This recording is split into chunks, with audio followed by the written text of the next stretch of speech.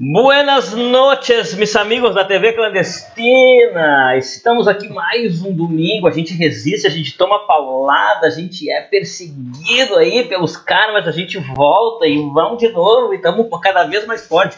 E vamos avisar que estamos cada vez mais forte. O negócio é uma loucura. Hoje, então, nós temos assim um convidado muito especial, talvez uma das pessoas fundamentais que a gente coloca como de suma importância na nossa cultura rio-grandense, essa cultura que abarca muito mais do que ser rio-grandense ou ser sul-brasileiro, mas que também por ser gaúcho e por muitas vezes ser pertencente a algo invisível dentro da nossa América Latina, algo que está dentro do imaginário e dentro de cada um de nós, algo que a gente sente às vezes sem expressar com palavras, mas é algo que a gente sente praticamente o tempo todo, seja com alguma expressão, com alguma comida, com algum jeito, com algum trejeito. Enfim, e com muita alegria a gente saúda hoje a presença do Bebeto Alves aqui e também o Mário. Queria dar uma boa noite para os dois. Boa noite, Bebeto. Falou, Arildo. Boa noite, Mário. Boa noite para as pessoas que estão ligadas aqui na TV Clandestina. É um prazer imenso. O meu prazer imenso de estar aqui. Valeu, Bebeto. Boa noite, uma satisfação muito grande, né? Obrigado, Arildo, obrigado, Bebeto, por estar aqui com a gente. A gente começa com uma história que foi muito bonita, a gente estava falando aqui nos bastidores, né? Infelizmente, num dia triste, fez a passagem o ex-presidente Tabaré Vázquez, do Uruguai, um nome muito significativo da esquerda da América Latina, né? Uma das pessoas que contribuíram muito nessa luta ao combate da desigualdade social, né? Dentro do Uruguai, ele junto com Pepe Mujica quebraram, né, aquela polarização entre brancos e colorados lá no Uruguai, que se mantinham no poder desde 1985, quando se democratizou novamente o Uruguai, né? E eles trabalharam muito, assim. Eu tive no Uruguai, consegui perceber essa questão da moradia popular, né? Das pessoas terem direito a um lugar digno para morar, né? E que venham, né, renovações. Ele já estava com 80 anos, faleceu de câncer no pulmão, né? Uma ironia, já que ele era um médico oncologista, né? E que a esquerda consiga se renovar e surjam outros Tabarés nessa América Latina toda. Bem lembrado tudo isso, né? A meu ver, eu acho que é uma particularidade, né? O Uruguai, dentro desse contexto político-social na América Latina, primeiro porque é um país pequeno, segundo porque é um país pequeno e civilizado, e produziu lideranças políticas de esquerda da mais alta envergadura, né? Falar de Tabaré Vázquez ou falar de Pepe Mujica, que é um sábio. Eu fico sempre emocionado quando eu vejo o Dom Mujica, né? Porque é pura sabedoria, né? É pura sabedoria, pura experiência. Quer dizer, existe uma complexidade política, ideológica, e eu falo complexidade porque, na verdade, extrapola certos limites que os lados, né, configuram, né? Por exemplo, a esquerda, né? Não, eu acho que um homem como o Mujica, vamos dizer assim, né, falando como um todo a política, falando sobre o Tabaré, mas como um todo, como uma representação do que foi implantado, né, nos últimos anos, desde 85, como tu falaste, no Uruguai, e que se tornou, que transformou o país, um dos países mais importantes dentro desse contexto, né, na América Latina. Eu falo da extrapolação da ideologia, né, da questão da situação, porque justamente o que toma corpo e forma são questões humanas, filosóficas, né, da mais alta, do mais alto pensamento, do mais alto ideal, né, para que se produzam políticas, né, de bem-estar público, né, de igualdade social, né? Então, esse compromisso, né, que esses personagens todos no Uruguai, como o Tabaré, né, que hoje, infelizmente, fez a sua partida, e eu acho que 80 anos é uma idade, hoje, não muito avançada, ainda é uma pessoa, não, é uma idade ainda que permite tu pensar ainda nos 10, 12 anos de atividade, né, pela expectativa de vida, né, de tudo que mudou nesse sentido, né, no mundo. Então, me parece que é uma perda meio precipitada, assim, né? Perder o Tabaré Vázquez assim, nesse momento. Mas o que acontece, né? Agora, então é isso. Eu acho que dentro desse contexto temos muito que aprender com o Uruguai, né? Nós somos um país imenso, isso é um problema muito sério, né? O Brasil é um país imenso, com realidades distintas, né? Com problemas muito distintos, localizados, sabe? Coisas que não... que é difícil criar uma unidade, né? Onde é difícil criar uma unidade. A gente, em alguns momentos, percebe que foram criadas situações, né, em que se poderia perceber alguma coisa assim, por exemplo, na época do governo Lula, né, com as políticas de inclusão, né, a economia fazendo uma parte extremamente importante, né, num momento bom da economia do país, mas com uma política equivocada, eu acho e continuo achando, uma política de consumo, né? Bomba, isso não ia dar certo. Então, eu acho que faltaram muitas coisas, mas de qualquer maneira, eu acho que uma coisa que qualquer crítica que se faça hoje a isso é um desserviço. Eu prefiro ficar quieto, entendeu? Pensando a respeito, eu já fiz críticas sobre isso, mas eu hoje reavalio essa questão como uma realidade que se colocou no país muito, muito, muito violenta e muito fora de um padrão a que estávamos acostumados dentro de uma situação de luta política, né, entre esquerda e direita, vamos dizer assim, né, dentro de uma civilidade, e a gente extrapolou isso. Né, a gente está aí, né, assistindo uma situação dramática, né? O país está passando por uma situação dramática, com um governo criminoso, como todo mundo sabe, né? O que a gente tem a impressão é que o governo foi assaltado por uma quadrilha, né? Então, essa é a realidade que a gente está vivendo no país. Então, eu acho que qualquer crítica que se faça nesse momento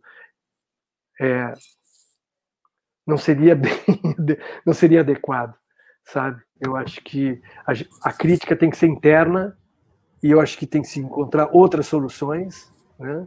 Tem que se aprender alguma coisa em relação a tudo isso para poder mudar alguma coisa no decorrer dessa história toda aí. Não sei. E a gente tira o foco do que a gente tem de problema hoje, né, Bebeto? Se a gente for tratar especificamente desse mote de ter melhores políticas e como que o Brasil pode ser melhor em relação a isso, o problema hoje é muito maior em relação ao governo que está constituído, né?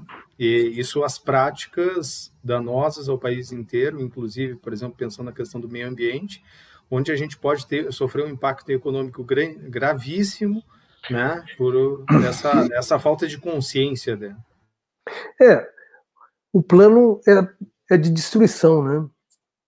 Destruir um país, né? Eu não sei exatamente a quem serve. A gente pode supor aí, né, a economia internacional, através das grandes empresas, das grandes multinacionais, etc, etc, etc. Mas eu acho que é uma coisa maior do que isso. Eu fico paranoico com essa história, porque é muito grave, cara, é muito grave. Agora, por outro lado, também nos permite ver o país como ele é. Está nos permitindo ver o Brasil como ele é realmente, como a gente nunca pensou que pudesse ser, né? Claro que a gente sabia que vivia num país conservador, né? Com certas características, mas não assim, dessa maneira, né? Não assim, não assim. E isso é assustador, né? É assustador. A gente não para, a gente está há 2 anos, levando susto diariamente, né? A gente está com uma pandemia. Nós estamos há 4 anos levando susto diariamente. É brabo, cara. Não é fácil. Eu acho que isso aí é um problema de saúde pública também, viu, Mário e Arildo? Porque não é saudável, né, para qualquer ser humano, né, se viver sobre essa tensão emocional tão grande. Parece que é uma coisa proposital mesmo, né? E além de tudo, ainda essa questão da pandemia e tal. Então, cara, a gente está vivendo momentos nesse país que é raro. Não sei se o Brasil passou por um momento tão dramático como está vivendo agora. O mundo está sendo assim também, né? Mas nós, especialmente aqui, nossa, tá complicado. Bem crítico, né, Bebeto? Falando sobre essas questões, tu que já é um cara mais experimentado nessa questão política, inclusive participou, né, do governo do estado do Rio Grande do Sul ali, se eu não me engano foi com o Olívio, né, na questão da cultura, e a gente trazendo, nesse momento bastante tenso que a gente estava vivendo, tu falou um pouco da pandemia, né, também trabalhasse em São Leopoldo, lá em Uruguaiana. Que conselho tu darias para os nossos secretários de cultura para ter esse olhar, principalmente em relação à nossa cultura gaúcha aqui, nas cidades e no estado, que principalmente pudesse dar apoio, né? Não só a questão da música, mas também livros, teatros, né? O que precisa ser feito? O que está faltando ser feito nesse cenário, já que a gente tem constituído, principalmente aqui no Rio Grande do Sul, um governo que tem muito alinhamento, né? Às vezes até que um tanto quanto velado em relação ao Bolsonaro, né? Estou falando especificamente do candidato eleito de Porto Alegre, né? Que conselhos tu daria, por exemplo, ao secretário de Cultura, e que olhar ele poderia ter em relação à cultura de Porto Alegre e do Rio Grande do Sul? Bom, isso é muito complexo, né? Porque, na verdade, não tem o que dizer a respeito disso sem pensar a política como um todo, né? Quer dizer, um governo que se instala, ele tem uma concepção, né, política de como vai agir, de como ele vai se comportar, o que ele escolheu, né, para fazer. Eu acho que não existe condições nenhuma de se fazer uma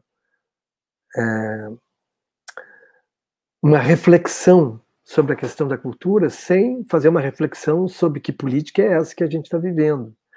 Apesar disso, eu acho que no governo do Estado, apesar de tudo, ainda é bem melhor do que na prefeitura.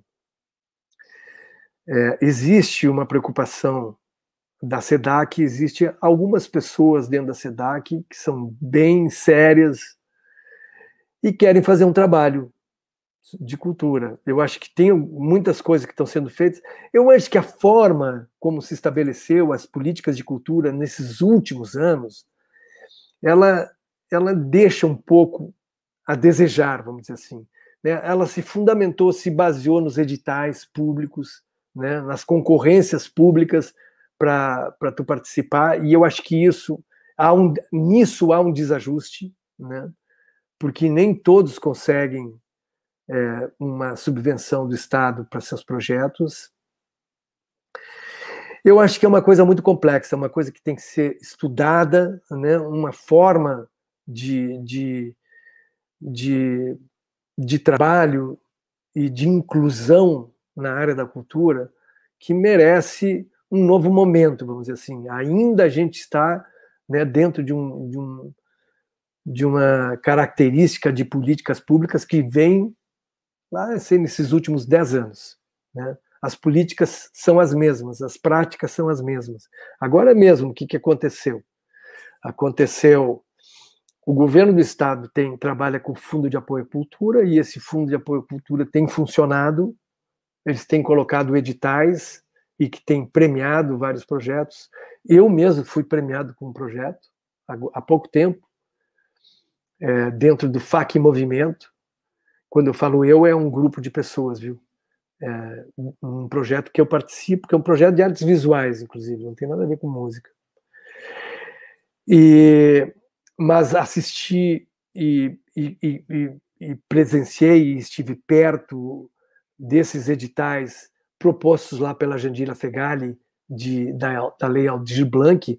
Então, olha só como são as coisas.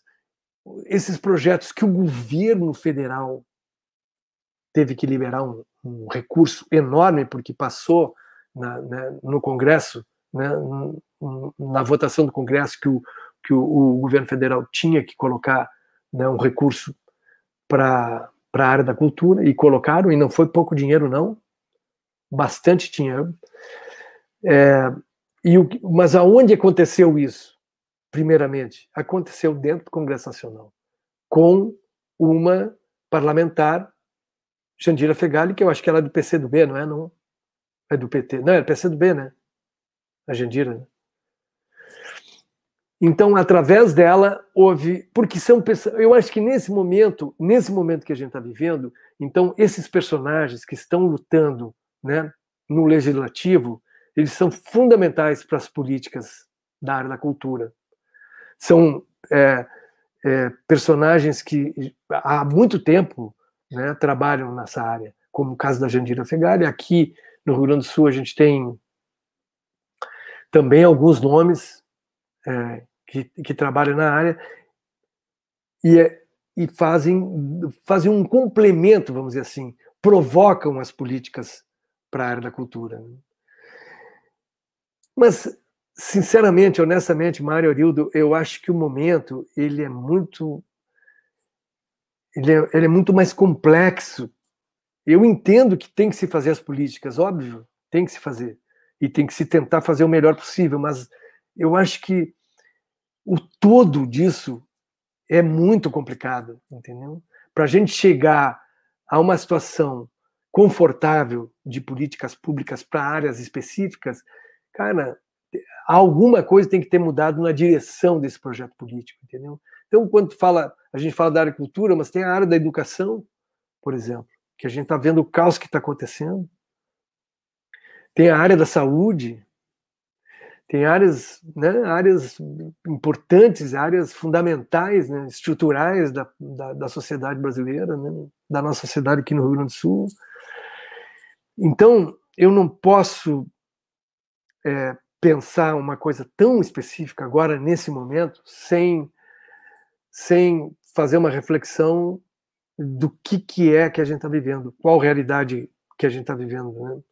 Agora, acho fundamental que se pense e que se pratique alguma coisa, que se faça alguma coisa nesse sentido. É complicado, é muito difícil. É muito difícil esse momento, é muito difícil. A gente vê as barbaridades dentro do governo federal, por exemplo, dentro dos ministérios, né, que as pessoas estão ali, parece que contra as políticas dos seus próprios ministérios. O Ministério do Meio Ambiente é um ministério criminoso, que ataca o meio ambiente, né? O Ministério dos Direitos Humanos ataca os direitos humanos. O da educação é contra a educação. O da saúde é contra a saúde. O da diversidade racial ataca personalidades negras, né? O presidente esse é preto, é negro e racista, né? Contra os negros, né? Contra a cultura afro-brasileira. Então, cara, não deixa de ser uma forma de tentar terminar o sistema por dentro dele, né? Mas era isso, esse o projeto bolsonarista, né? É para acabar com aquele país que eles achavam que era um absurdo, né? Um país civilizado, um país comprometido com um projeto civilizacional, com diversidade, com multiculturalismo, né? Isso não agrada essas pessoas, né? E o projeto era esse mesmo, de acabar com isso e fazer um novo país nesses moldes, nesses padrões, né? Nesse credo criminoso, a meu ver. Então, eu acho que a gente vive esse momento incomum, ímpar, né? Eu não consigo, nesse momento, estabelecer qualquer coisa dentro de uma área específica, no caso da cultura, sem pensar nessa realidade maluca que a gente está vivendo. E eu acho que isso, de uma certa forma, passa, né, para tudo o que a gente está vivendo, né? Mesmo que o governo daqui não seja exatamente um governo de extrema direita, mas que politicamente se alinha também, porque tem, né, tem pontos em comum, né? Não sei, cara, não sei, é muito difícil. Aconselhar quem mesmo? Tem gente muito competente. Tem gente muito competente aí que está fora, né, das políticas públicas. Por isso, porque não tem espaço para essas pessoas dentro dessas políticas que se estabeleceram, né? Não tem esse espaço. O espaço é outro, o espaço político é outro, a discussão é outra e a forma de se fazer política é outra. Então, a competência que poderia levar para um outro projeto, para um outro processo, para um processo de reflexão maior da questão da cultura, de inclusão, de irmos adiante, de darmos passos adiante. Imagina onde a gente poderia estar, né? Estão fora da política, né? Estão fora da perspectiva política nesse momento. Então, acho que é uma luta que a gente tem que fazer aí. Até porque, né, tem entrado muitas pessoas, as pessoas mais caricatas são aquelas que têm pleiteado muito mais que os cargos principais, né? Parece que tem se escolhido assim a dedo, vamos escolher um personagem, né? E aí aquele personagem é o que bota a cara na frente de um projeto esdrúxulo. Mas enfim, Bebeto, eu queria te perguntar assim, uma coisa, segundo da tua primeira fala, que tu falou, o Brasil é um país muito grande, com todas as suas diferenças, para fazer essa comparação com o Uruguai. E fica inevitável a gente citar, para mim, por exemplo, são coisas que me deixam sempre em dúvidas. O Mário também, a gente troca bastante ideias sobre isso. Nós, do Rio Grande do Sul, sempre fomos muito resistência. Sempre fomos muito resistência a muita coisa que acontecia no Brasil. A questão toda é a seguinte, nós fomos cooptados de algum jeito que parece sim que o Rio Grande do Sul hoje ele já não tem a força que ele tinha, inclusive isso atinge a nós que produzimos arte de algum jeito também, produzir música, tu que foi um cara sempre muito territorial, né, na tua arte. E aí eu pergunto, tu não acha que essa questão, essa falta dessa territorialidade também deixou o povão, não a classe média mais abastada, mas o povão um pouco sem chão? Tu não acha que isso deixa o povão um pouco sem chão? Por exemplo, assim, os caras passam 3, 4 anos chamando a população de Porto Alegre de a população mais racista do Brasil. Aí 3 anos depois se candidata à prefeitura. É difícil tu chamar aquela população, tu meio que agredir a população de um jeito e depois tu quer ter um cargo público. Isso também serve para alguns vereadores. Mas isso, indiretamente, atinge também a arte. Atinge também a arte, porque no momento que tu faz isso, tu também acaba não brigando por coisas daqui, territoriais nossas. Isso eu vejo muito assim, por exemplo, a gente tem um movimento, sei lá, do Supapo, que foi um movimento muito interessante. Mas como não está na moda falar de cultura sul-rio-grandense, não se levou isso pro resto do Brasil. Por quê? Porque não é moda falar de coisa gaúcha, hoje em dia. Hoje em dia, se fala de coisa gaúcha, as pessoas estão ligando sei lá, um montão de coisa que não presta. Só que isso para nós não é interessante. Porque se tu pensar bem, eu fiz essa análise. Peguei programas antigos do Olívio Dutra, do Tarso Genro, que ganharam eleições. E a questão territorial que atraía muito o povo nisso, e é um povo que não é um povo ideológico, é o povão. Essa diferença que atraía a questão territorial do povo, ela faz a diferença, ela é os 5% que define uma eleição. Pelo menos ela é os 5%. Aí eu te pergunto, pra ti, que é um artista e tudo, como que tu sente hoje que tá essa coisa mais territorial da nossa arte, e se tu acha que isso influencia politicamente também as outras coisas, pro bem ou pro mal? Eu posso ter falado uma bobagem, mas também pode ter ouvido alguma reflexão nisso. Não, eu acho que eu entendi o que tu quis dizer. Agora, o que a gente tem que entender é que, na realidade, o Estado do Rio Grande do Sul é um Estado conservador, historicamente sempre foi, né, um Estado conservador. As posições mais progressistas nos últimos anos, dentro de um contexto político, isso sim foi uma novidade, né? Principalmente surgidas em Porto Alegre, né, com os governos do Partido dos Trabalhadores, que ficou aí 16 anos, né, na prefeitura de Porto Alegre, e se desgastou também, houve um desgaste político. Mas, na verdade,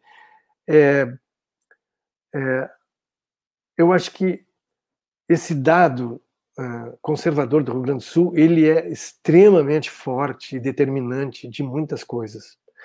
Uma coisa é Porto Alegre, outra coisa é o estado do Rio Grande do Sul, né?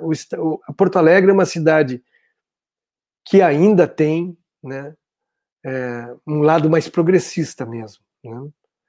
E eu acho que, de uma certa forma, atinge a periferia isso, né? Porque houve políticas de inclusão, né, dentro desse contexto que eu falei aí, desse período de políticas públicas propostas pelos governos progressistas, né, do Partido Trabalhador. Então, isso foi uma conquista, né, que ninguém vai tirar de ninguém isso aí, né? Foi uma conquista, tanto que quando há um chamamento, né, político para isso, essa coisa vem à tona, né? Então, hoje se fala muito, né, em políticas de inclusão dentro de todos os contextos, principalmente na questão da cultura. Mas eu volto à mesma tecla, né?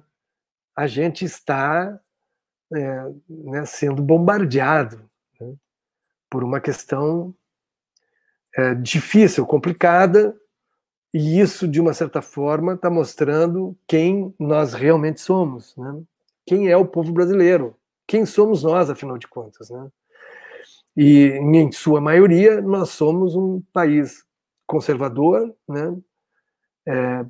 Cristão, não, cristão não, né? Mas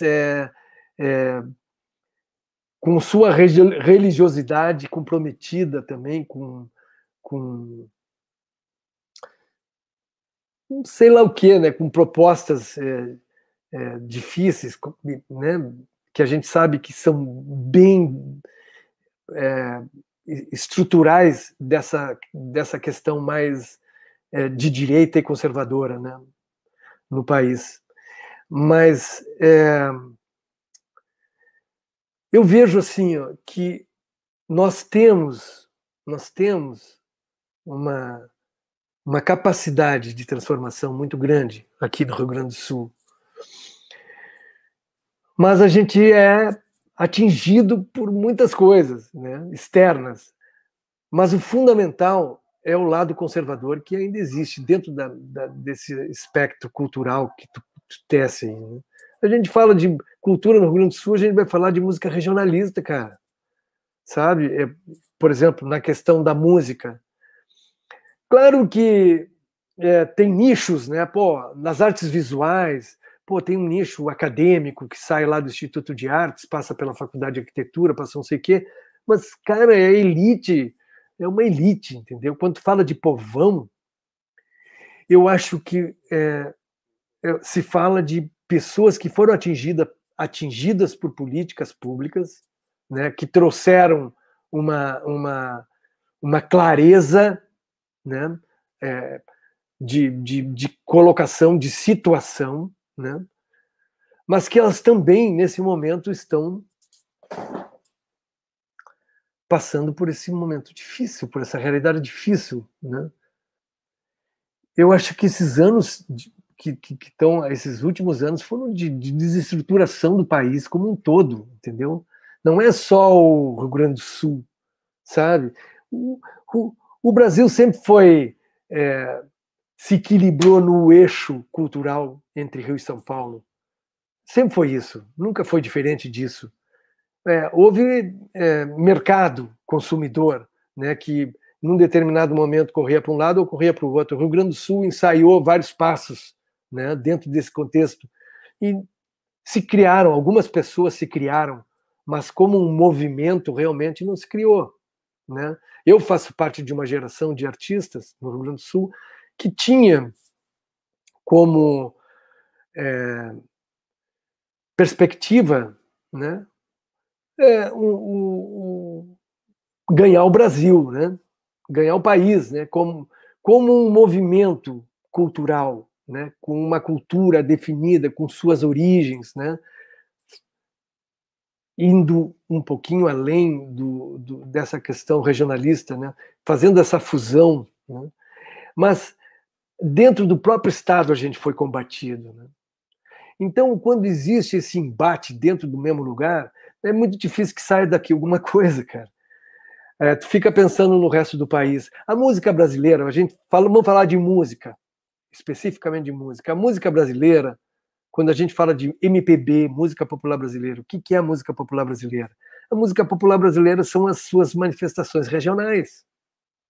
É a música do Nordeste, a música nordestina, a música da Bahia, a música mineira, a música do norte do Brasil, a música do Mato Grosso, do Pantanal. E é isso. A música do Rio Grande do Sul é isso. Agora,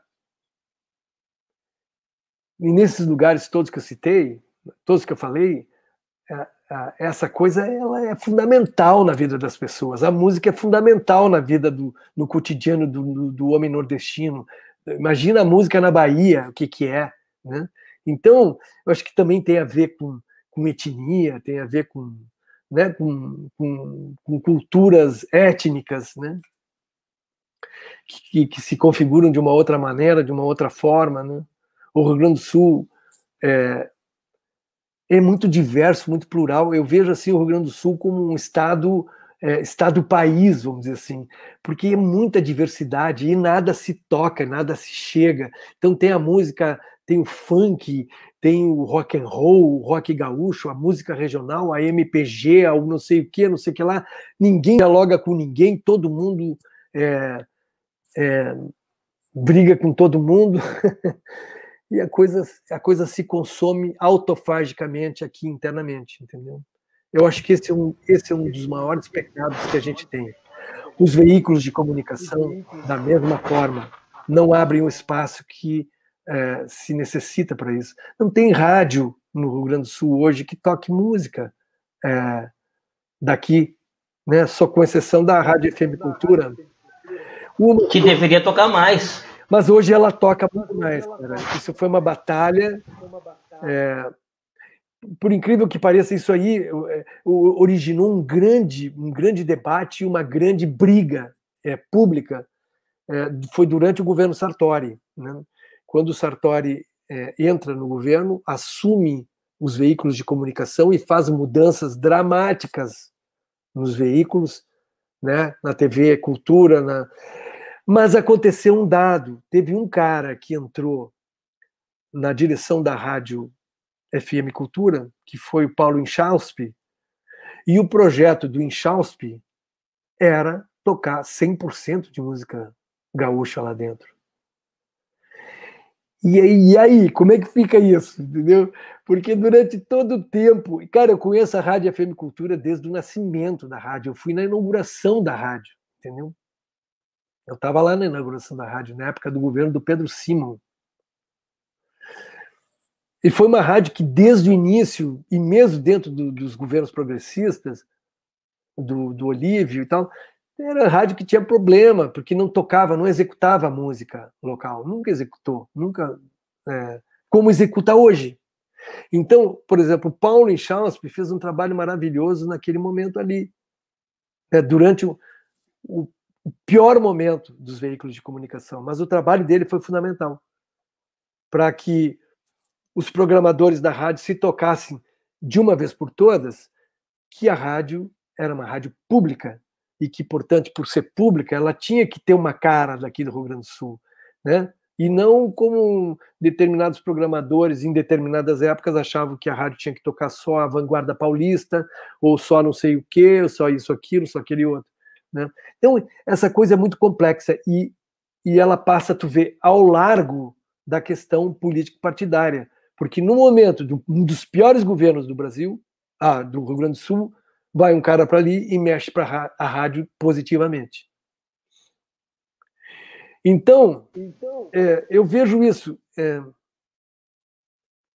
A gente vive num lugar muito, muito complexo, muito difícil de tu ter uma clareza sobre exatamente tudo que está acontecendo aqui. Né?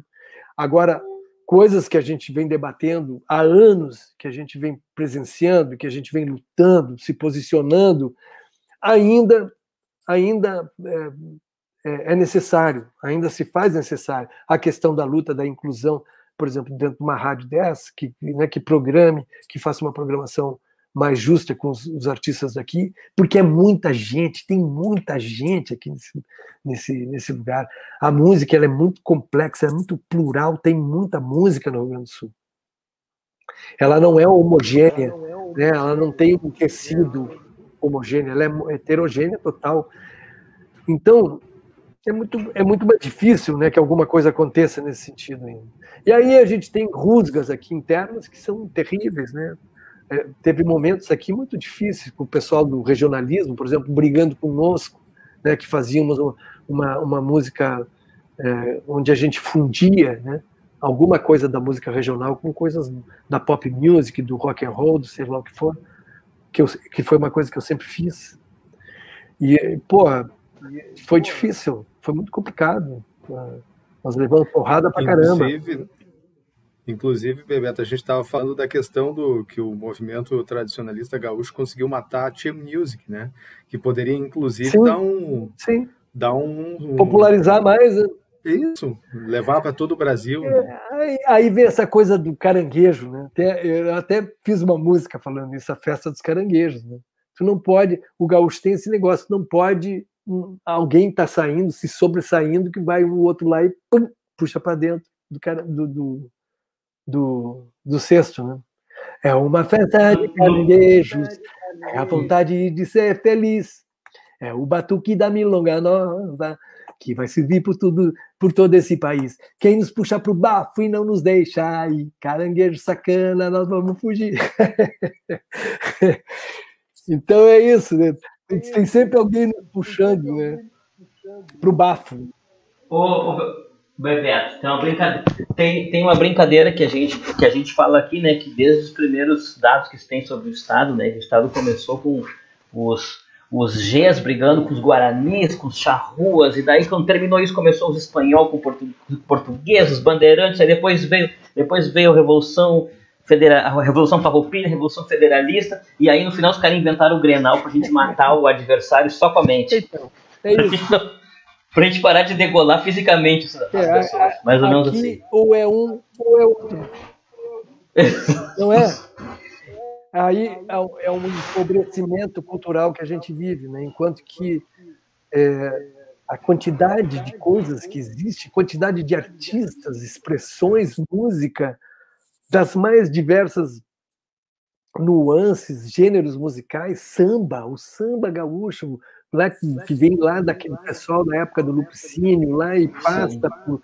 Hoje tem gente do samba bacana pra caramba, tem a Glau Barros, o Nelson de Castro, que é um grande cara, um grande representante do samba, né, que reverencia Neri Caveira, Imperadores, que reverencia muitos criadores da cultura negra e do samba no Rio Grande do Sul, Luiz Wagner, que o samba rock do Luiz Wagner, lá do Partenon. Cara, isso é muita riqueza, é muita riqueza, é muita riqueza. E é uma pena que essa riqueza não é percebida, não é estudada, não é popularizada, né, dentro de um contexto, de um tecido social muito rico que a gente vive, que é extremamente diverso também. Nós somos uma grande diversidade. Eu acho que o estado do Rio Grande do Sul é um dos mais diversos que existem, né? Apesar do seu conservadorismo, né? Porque a gente sabe, assim, certa homogeneidade étnica na Bahia, né? a gente sabe que, né, é uma população negra, basicamente, né? No Nordeste também tem algumas nuances, assim, algumas configurações, né? Mas o Rio Grande do Sul tem de tudo aqui dentro, cara. Tem de tudo. Tem árabe, tem negros, tem indígenas, tem europeu, italiano, alemão, japonês, português, óbvio, e as misturas que se estabeleceram nisso também. Então, como é que um Estado que é tão diverso, que é tão plural, se comporta como se fosse um Estado étnico, unicamente de uma etnia? A busca pela pureza aqui é vergonhosa. Por exemplo, dentro de um contexto da música regional dos gaúchos, que buscam pureza, os CTGs, esses troços aí, né, que tu não pode isso, tu não pode aquilo, a música não pode isso, tu não pode te vestir assim, tu não pode...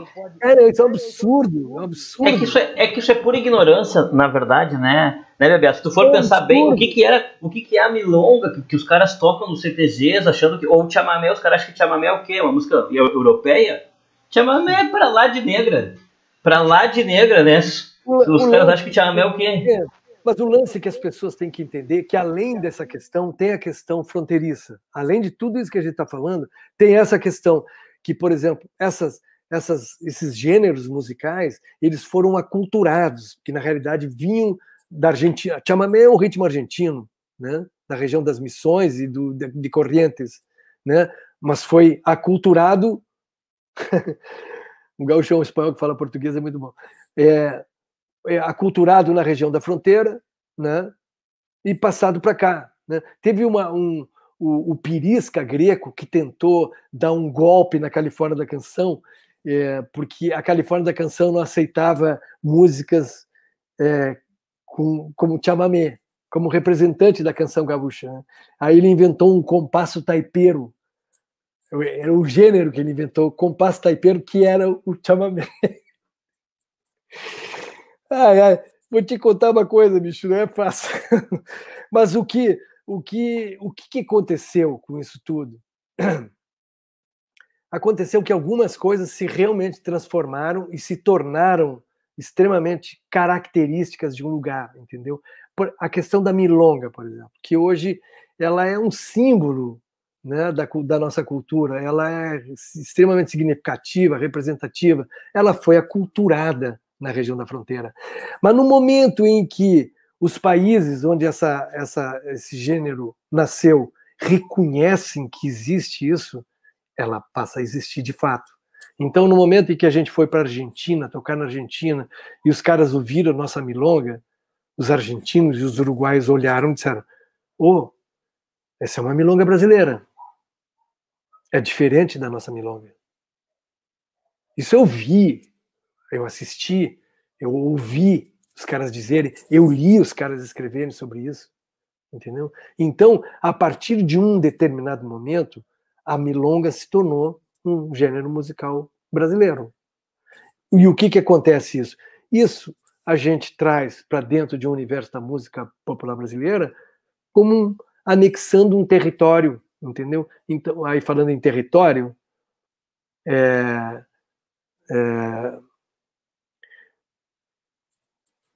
essa é a grande contribuição que a gente traz para a música popular brasileira. É uma das grandes contribuições. A gente anexou, né, a milonga hoje, quando a gente for falar em milonga, é um gênero da música popular brasileira. Bebeto, a pergunta, tu falou dessa mistura toda, né? E aí eu vi tu contando a história, queria que tu trouxesse para a gente aqui, que é essa questão de mistura, como é que surgiu esse negócio do Mick Jagger tocar milonga? Toda essa mistura aí, conta pra gente um pouquinho disso. Bom, essa história da milonga, né, essa história da música regional, na verdade, entrou para mim não através dos gaúchos, né, regionalistas, né? Se deu através de um amigo, de um músico de Porto Alegre chamado Carlinhos Sartilib, nos anos 70, que fazia uma fusão disso. A primeira vez que eu vi isso, eu caí duro para trás. Eu tinha um grupo de rock progressivo, que era o Utopia, que era um grupo acústico de rock progressivo. Quando eu vi o Carlinhos fazendo um show chamado Boitatá, no Teatro de Câmara, em Porto Alegre, onde ele trazia bases pré-gravadas, um gravador, ele botava um gravador de rolo no palco. Não existia vídeo na época, tinha projeção de slide, tinha bailarinos com ele, 2 bailarinas, atrizes, que compunham uma cena com ele. Era um espetáculo visual inacreditável, regional. E o cara tocando milongas e ritmos regionais, muito pop, muito pop. Quando eu vi aquilo, eu digo, cara, bicho, é isso que vai fazer a gente se diferenciar do resto. Aí houve um entendimento, foi uma luz assim que abriu minha cabeça, sabe? Digo, cara, é isso, a música toda do planeta é assim, com exceção da música clássica, música erudita. A música toda ela tem raízes.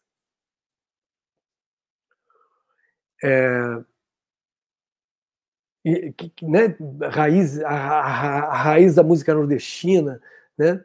A raiz da música baiana, a raiz disso, a raiz daquilo, a raiz da música mineira, tudo tem raiz, tem uma origem cultural vai lá pro chão, entendeu? É um negócio. Quando eu vi aquilo, eu digo, cara, é isso. E aí logo a gente fez um trabalho chamado Voltas, foi um show, que era o Carlinhos Sartilib, eu, o Carl Train, um amigo que já morreu, o De Santana, percussionista, e o Everton Pires, contrabaixista, que era um espetáculo de fusão, né? Maravilhoso que a gente fez, que viajamos pelo interior do estado todo, que foi uma loucura aquilo, foi a primeira vez que no meu trabalho, aquilo surge de uma maneira absoluta, assim, né? E foi a partir daquele momento, então, aí veio o Paralelo 30, o disco produzido pelo Juarez Fonseca, onde eu gravei 2 canções já com essas características, e a partir daí surgiu tudo, mas foi a partir disso, né, que surge essa história da música do sul do Brasil com uma característica própria, né? Não era a música regionalista dos gaúchos, né? Não, era uma música moderna, contemporânea, com raízes, né, nessa aculturação que tinha acontecido na região da fronteira, mas que estava projetando uma outra coisa, né, dentro desse contexto da música popular brasileira. E é o que até hoje eu faço. Eu, particularmente, eu sei que muitos outros colegas também, né? Outras nuances, outras pessoas que também não trabalham com esses elementos, mas que trabalham com outras coisas, como o samba, por exemplo, né? A bossa nova, sei lá o que foram, ritmos brasileiros. Né? E esse moço aí que botou, falando da cultura porto-alegrense, afro-ibérica e tal, ele tem, cultura afro-ibérica, ele tem toda a razão, inclusive, né? Porque tem toda a questão açoriana aqui dos portugueses, mas tem uma coisa a mais, um dado a mais, que a gente trouxe isso no filme que a gente fez chamado Mais Uma Canção. Um filme que, através da minha história, abre uma perspectiva grande para a música no Rio Grande do Sul, mostra toda a produção feita da música aqui e qual era essa origem da cultura. Então a gente viajou, a gente foi para a Península Ibérica, a gente foi para Andaluzia, fomos para Portugal e nós fomos para o norte da África. Porque havia um entendimento, então, que se a nossa cultura, o lado europeu da nossa cultura vinha da Península Ibérica, ela continha 800 anos de invasão árabe. Entendeu? E era uma coisa que no Nordeste é muito claro, né? na cultura nordestina, né? A influência árabe, né? E depois a libanesa principalmente, né? Que se constituiu, mas essas franjas do norte da África, né? Elas foram fundamentais, porque foram 800 anos de colonização árabe na Península Ibérica, cara. É muito tempo, imagina, a cultura espanhola, ela está toda influenciada por isso, né? A cultura ibérica, a cultura portuguesa, a língua portuguesa, né? Cheia de arabescos. E uma coisa curiosa, nesse período que a gente estava lá fazendo filme e buscando o eco dessas reflexões que a gente estava querendo fazer, havia ali na Andaluzia uma campanha para o tombamento imaterial do flamenco, né? E havia toda uma justificativa. Por que se queria aquilo como uma cultura universal? Por que se queria o flamenco como uma cultura, né, da humanidade? Não só ali da Andaluzia, não só do povo espanhol. Porque, ao contrário dos gaúchos, é uma mistura de coisas. E os gaúchos não querem que se misture nada. Os gaúchos não querem? Não, eu sou gaúcho e quero. Não, eu estou falando dos gaúchos cetegistas, tradicionalistas, assim, esse pessoal aí, né? Primam por uma pureza inexistente, né? Que não existe. E os espanhóis, então, justificavam, né, a campanha de tombamento imaterial do flamenco como uma mistura de culturas, que tinha a cultura muçulmana, a cultura árabe, que tinha a cultura espanhola, que tinha a cultura dos ciganos, e aí eles enumeravam tudo. E aí, no filme, esse Mais Uma Canção, tem tudo isso, cara. A gente fez a gente levantou essa poeira ali. Esse filme é maravilhoso. Se vocês não assistiram, uma hora dessa. O problema é que esse filme não está disponível na rede. Só tem à venda o DVD na Produto Oficial. A loja Produto Oficial, que é uma loja na internet, que vende minhas coisas lá, tem esse filme para vender. Porque ele faz essa reflexão, traz à tona esse negócio todo. A gente teve no Marrocos, né, e conversamos com pessoas lá e entendemos todo esse processo que houve, né? E entendemos que a nossa cultura no sul do Brasil também ela estava cheia dessa influência também. E a milonga também fazia parte disso, não só dessa aculturação, mas essa aculturação já significava, né, o que tinha vindo de herança, né, o que eles chamam lá na Espanha de cultura de ida e vinda, né? Tem um professor da Universidade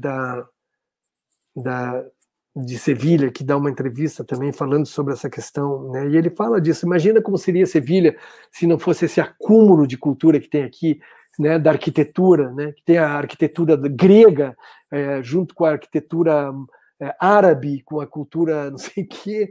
Sabe, o cara dá uma aula de riqueza cultural, de diversidade maravilhosa, entendeu? Que os povos, né, adoram isso, né? E a gente vive nesse constante embate, né, de ter que provar para as pessoas que tu tem que ir adiante, que tu tem que absorver as coisas, que tu tem que falar com várias línguas, né, que o teu corpo tem que se mexer de uma forma diferente, não pode se enrijecer.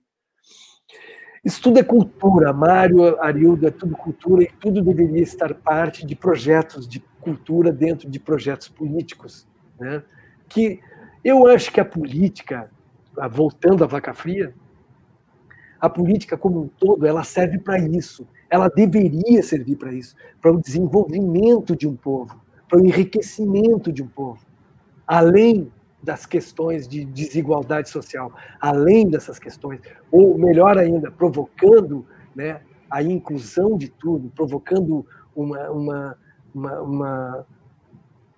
revolução social em que né, houvesse mais equilíbrio, né, dentro de estruturas, né,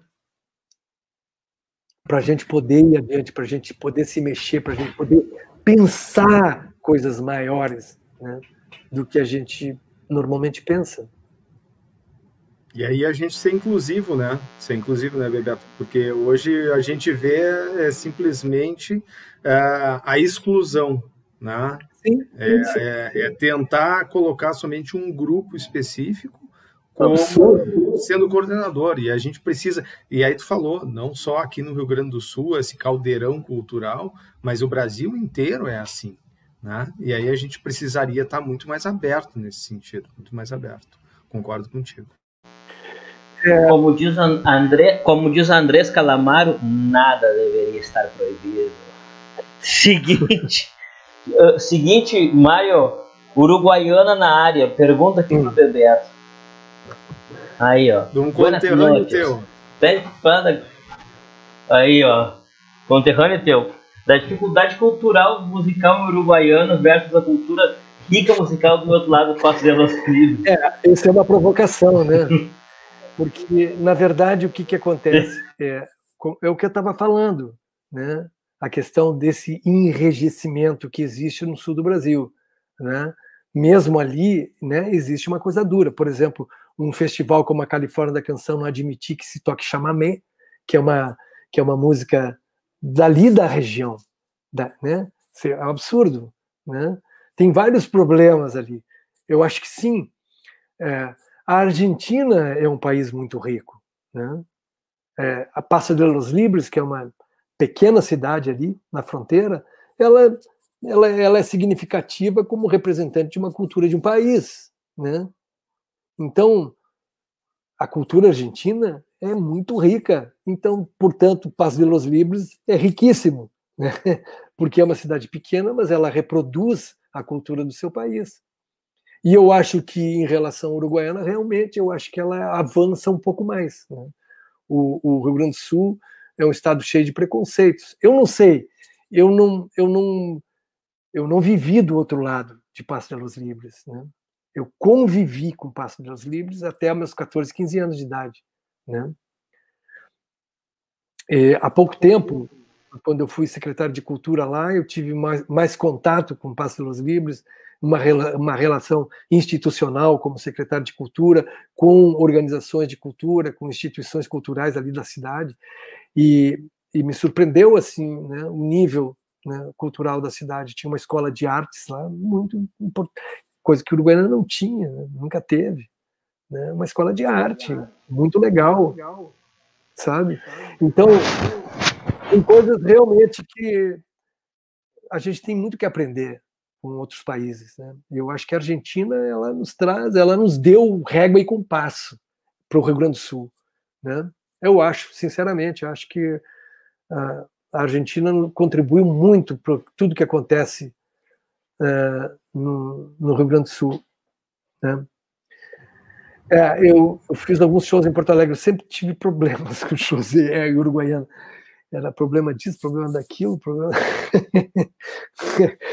É complicado, né? É complicado, é muito complicado. Mas eu acho que também, como secretário de Cultura lá, eu consegui contribuir muito para a cidade. Tive muitas parcerias dentro de Uruguaiana. Uruguaiana tem pessoas incríveis também, né? Não é só, né, um lado conservador que existe, não, tem gente maravilhosa lá, tem gente muito... Eu compus uma equipe de trabalho lá na secretaria que foi muito bacana, foi muito legal mesmo. E eu acho que a gente estabeleceu ali coisas bem interessantes, bem legais, a partir de uma ideia de que a cidade deveria ser apropriada por sua população. Apropriada, quando eu digo, é ser adonada, né? A população se apropriar da cidade, né? Porque a gente viu ali que havia um problema de identidade, né, grande, né? A população periférica mais pobre de Uruguaiana não se sentia dona da cidade. Então, o que acontecia ali muitas vezes? Vandalismo, muito vandalismo, né? Tudo quebrado, banco de praça, tudo quebrado. E a gente começou a fazer um trabalho na área da cultura que promovia a identidade das pessoas. O que a gente está fazendo aqui é parte da vida de vocês. Isso aqui é fundamental. Uma vez quando eu era secretário de Cultura, a gente estava sediado no Centro Cultural de Uruguaiana, e teve um representante de uma vila lá falar comigo. Aí eu recebi o cara, aí o cara veio falar comigo que ele queria licença para ele poder gravar um vídeo dentro do Centro Cultural, porque ali tinha um museu também histórico, né, da cidade, porque ele queria levar para a comunidade dele. Aí, tipo, mas como assim? Tu quer gravar um vídeo para mostrar dentro da comunidade? É isso? Mas eu digo, mas por que tu não traz tua comunidade aqui para ver isso em loco, né? Não, eles não vêm aqui. Por que não vêm? Porque eles não se sentem bem aqui. Mas por que não se sentem bem se isso aqui é deles? Isso aqui é do povo, cara. Isso aqui é... E é isso que acontece. Aliás, me parece que é isso que acontece em quase todos os lugares, né? Inclusive em Porto Alegre. Isso acontece com os editais públicos, então, né? Esse apartheid. Então, né? Então, eu acho que a política de editais, ela sempre é extremamente segregadora, entendeu? Porque é muito difícil isso. Ou então tinha que se cumprir de uma forma muito diferente, né, o lance dos editais. Tinha que se pensar de uma forma diferente. Porque como a gente vive numa carência muito grande, porque a gente não tem mercado, porque não tem nada, todos nós precisamos de investimento público para a área da cultura. Eu, como artista, preciso também, porque senão não desenvolvo um projeto. Agora, acho injusto eu estar participando de um edital em que pessoas que não têm o mesmo peso que eu tenho como artista também estão concorrendo e elas não vão ser agraciadas com isso, provavelmente. Né? Mesmo que esse projeto... Agora, aconteceu um lance muito, muito legal, cara. Falando nisso, eu vou citar uma coisa. Teve agora, o governo do estado lançou os editais da Lei Aldir Blanc, que é esse dinheiro que veio do governo federal, lá da Jandira Fegari, que é ela que promoveu isso. E os projetos, a maioria, 80% dos projetos que receberam o investimento foram projetos com características de coletivo, com características sociais, de inclusão. E eu achei isso maravilhoso, cara. Sabe? Então, houve uma preocupação justa, né, na hora da premiação. Houve um alinhamento do pessoal que estava julgando, né, esse edital, esses projetos, no sentido de favorecer, né, artistas e projetos que contivesse outras coisas além de um trabalho artístico especificamente, entendeu? Claro que teve 1, 2, 3, 4 artistas que ganharam um projeto ali, mas a maioria eram associações de não sei o quê, com um projeto coletivo, sabe? Se tu pegar e entrar na SEDAC e ver o resultado do edital desse projeto de produção cultural da Lei Aldir Blanc, tu vai ver que os projetos contemplados, na sua grande maioria, têm todos eles um contorno social, né, de relevância social. Né? Eu achei muito bacana isso. Então, eu acho que a gente está aprendendo muitas coisas, sabe? E talvez o mais importante nisso seja as questões políticas, elas devem conter esse projeto de inclusão totalmente, em todas as áreas. Né? Tem que se pensar nisso. Em primeiro lugar, a gente tem que desbloquear isso tudo, a gente tem que quebrar esse paradigma, né, das estruturas sociais que promovem a desigualdade, né, que promovem a violência, né, da pobreza, da miséria, né, e passar o rodo nisso, né, todo, né, e promover coisas interessantes, discutir coisas importantes, sabe, da gente ir além, sabe, a gente precisa crescer, a gente precisa evoluir. Não é possível mais viver assim, dessa maneira. Concordo contigo. Bom, nós já estamos chegando aqui no nosso epílogo. Tinha 500 coisas para perguntar pro Bebeto, mas sabe como é que é um negócio? Muita coisa, né? O papo vai se desenvolvendo. Mário, eu passo para ti. Puxa uma pergunta pro Bebeto, nós vamos ter que, né? Infelizmente. Não, bem nesse sentido, tem os teus 2 últimos trabalhos que tu lançou agora, né, Bebeto? Principalmente o que me chamou a atenção foi o Salvo, né? Sim. Que foi um achado, vamos dizer assim. Foi. E principalmente queria que tu comentasse um pouco da parceria com o maestro Nico, né? Que participa do disco. Se puder falar um pouquinho para a gente, como é que foi esse encontro e como é que foi relembrar essa parceria? Então, na verdade, o Nico fez parte de uma banda que eu tinha, né? nos anos 70. Eu tinha um grupo chamado Utopia, antes de tudo. Comecei com esse grupo em 75, dentro da Faculdade de Arquitetura, que era o Ricardo Frota, eu e o Ronald Frota, eram 2 irmãos, e era um trio acústico, lisérgico, progressista, né, dentro da nossa música. Mais adiante, esse grupo ele foi se transformando até virar uma banda instrumental, com características de música instrumental, né? E o Nico fez parte dessa última formação, que ele tocava piano, um Wurlitzer que ele tinha. E depois eu continuei fazendo coisas com o Nico, né? E aí tinha nessa fita umas gravações que ele tocou a acordeona e que eu não me lembrava disso. E, aliás, eu não me lembro nem aonde, eu não consigo, não tenho memória para me lembrar da onde é que foi aquilo. Aonde é que a gente fez aquilo. Não lembro. Eu não lembro onde é que eu gravei aquilo. Como eu não lembrava da música, da fita, que o Marcos Abreu tinha ela, e um dia, ele, por um motivo ou outro, ele postou o Juarez Fonseca estava postando capas de disco, postou a capa do meu primeiro disco, e o Marcos Abreu postou essa fita, que era uma fita minha, era um cassete que eu tinha, e estava na mão dele, não sei porquê, não me lembro como foi cair na mão dele, eu tinha esquecido disso. Tinham 10 músicas inéditas naquela fita, do período que antecedia meu primeiro disco, entre 79 e 80, justamente entre o Utopia e o Paralelo 30 e o meu disco que veio surgir em 81.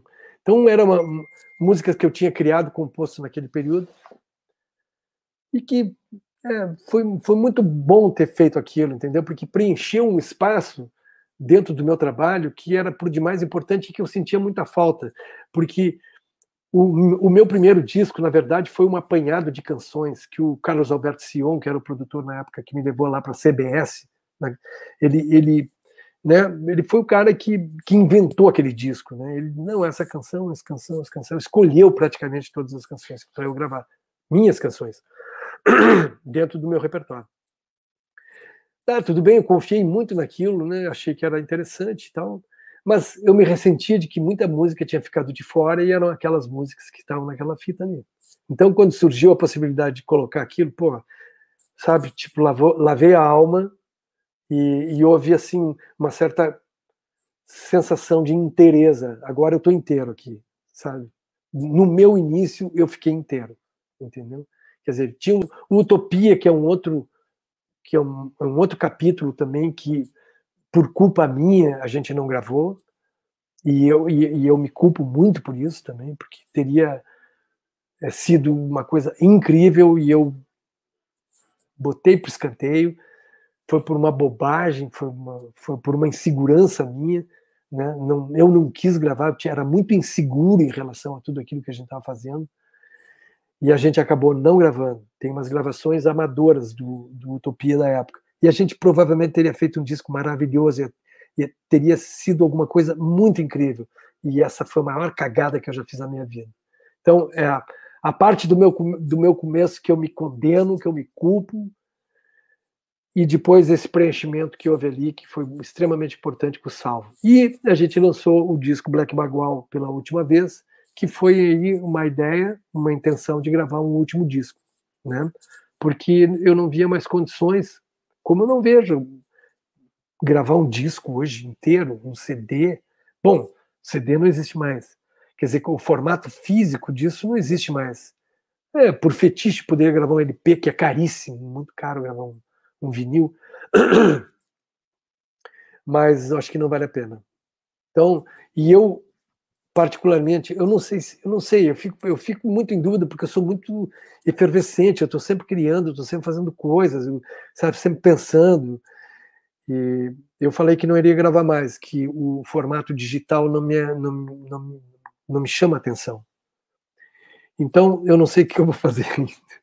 Não sei se eu cumpro com isso, ou se eu dou um baile em mim mesmo e vou gravar alguma outra coisa. Eu fiz coisas, esse ano eu fiz algumas coisas, gravei uma música nova conjuntos, né, com o Nelson, com o Totonho, com o Gelson Oliveira, Nós gravamos uma música nova chamada Uma Volta e Meia, produzimos, né? Gravamos uma música nova para os Três Plantados também. Tive 2 parcerias com a Renata Arruda, que é uma cantora lá do Maranhão. Da Paraíba, né?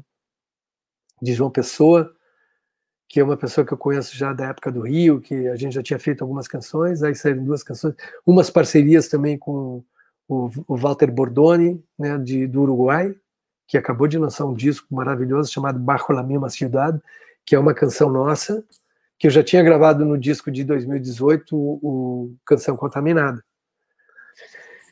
Então, além desses 2 discos, teve essas coisas que a gente colocou aí, né? Eu gravei uma canção agora, no mês passado, uma canção uma milonga do Gerônimo Jardim. A gente fez uma homenagem para ele, uma música genial dele, chamada Portal, que está aí na internet. Essas músicas todas que eu estou falando estão nas plataformas, né? Então, eu não sei o que vai acontecer daqui por diante. Estou envolvido muito em artes visuais agora também. Que é um outro trabalho que a gente tem acompanhado, teu na internet, assim, mas na verdade, para quem compõe, né, é uma ânsia de estar colocando isso para fora, né? Daqui a pouco, mesmo tu não querendo, tem um disco que vai ter alguém dizendo, não, vamos fazer, porque, né? E tomara que venha mesmo. Para mim não está fazendo muito sentido no momento, né? Porque para mim o sentido era tu ter o objeto, né? Tá aqui, tem, né? Aqui, Black Magola Nego Velho, tu tem, tu pega, ótimo, que legal, que bom, mas sem isso é estranho. Coisa de velho mesmo. Bebeto, então assim, eu só tenho para te agradecer. Infelizmente, né, a gente tinha mais de 500 coisas para conversar contigo. Quem sabe daqui a um tempo a gente volte a fazer uma outra coisa assim. Eu quero te agradecer muito, foi muito legal aí a tua presença, era um desejo nosso desde que a gente começou com essa loucura. A gente começou na pandemia a fazer, né, a questão da TV clandestina. Antes era uma festa que a gente organizava e essa festa acabou virando, agora, né, na época de pandemia, acabou virando um canal para a gente poder também conversar com as pessoas daqui, principalmente mais próximas, e também com as pessoas que a gente gosta, né, e que a gente, como tu, como outras pessoas que a gente gosta muito, a gente pôde trazer e poder trocar essa ideia mais de perto, e esperamos que, né, que todas essas conversas de todo mundo possam continuar para o bem, né, pro bem da nossa história, para que a gente não fique se matando, né, como tu bem citaste ali no meio da nossa charla, mais ou menos assim. Falando, eu quero te agradecer muito, quero agradecer o Mário, e deixo para vocês, né, a palavra final, e um abraço para vocês, e valeu muito pela presença. Arildo, é o seguinte, Mário, eu é que agradeço esse momento de poder conversar sobre isso. Eu fazia muito tempo que não falava sobre essas coisas, né, principalmente sobre política, assim, dessa maneira, né, como uma perspectiva e como uma reavaliação de coisas que aconteceram e tal. Para mim foi extremamente importante me colocar dessa maneira, dessa forma, nesse momento em que a gente está aí, né, sob a égide de um momento muito difícil, muito duro, né, muito complicado, muito violento, né. Achei mó barato a maneira como vocês estão conduzindo isso. Desejo sucesso para o projeto. Continue assim, eu acho muito legal, achei muito bom mesmo ter participado. Valeu, obrigado pelo convite. Estou sempre à disposição de vocês aí, qualquer coisa, tá bem? Mário, um abraço, Arildo, um abraço. Obrigado, Bebeto. Deixa um recadinho final, se cuidem, tenham uma ótima semana. A pandemia não acabou ainda, muita gente acha que a pandemia não acabou. Muito entre os jovens, né, de 15 a 29 anos tem aumentado bastante a contaminação, então cuidem das suas famílias, e isso é muito importante para a semana. Boa semana para todo mundo aí. Muito obrigado. Tchau. Isso aí, gente, tchau, vou deixar os links do Bebeto todos aí, e simbora até semana que vem com o Eduardo Santos. Simbora. Tchau, Mário. Fui.